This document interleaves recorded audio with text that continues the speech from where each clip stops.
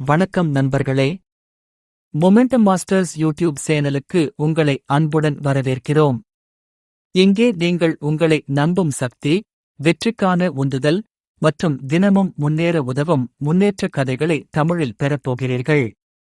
உங்கள் கனவுகளை நனவாக்க உற்சாகமும் ஊக்கமும் பெற மொமெண்டம் மாஸ்டர்ஸ் உடன் இணைந்திருங்கள். சப்ஸ்கிரைப் பண்ணுங்க. உங்கள் வாழ்க்கையை மாற்றும் பயணத்தை இங்கே ஆரம்பிக்கலாம். இலளிகம் பச்சையப்ப தேவராஜன் அவர்களின் மகிழ்ச்சி நம் கையில். 2003ஆம் ஆண்டு அமெரிக்காவில் பாஸ்டன் நகரில் நடந்த ஒரு சம்பவம்.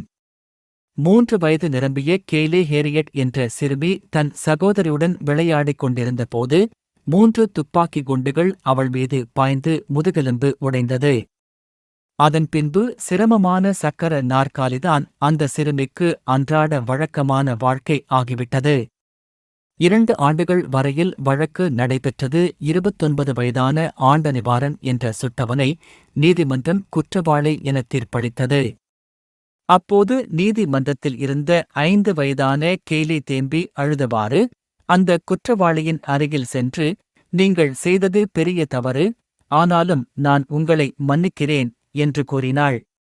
5 வயது சிறுமியின் இந்த பெருந்தன்மை அந்த நீதிமன்றத்தையே நிலைகுலைய வைத்தது.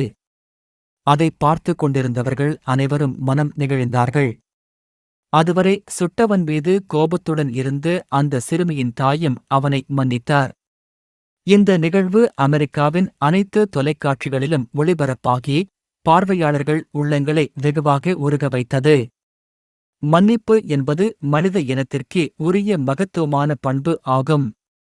அது எளிதாகச் செய்யக்கூடியதுதான்.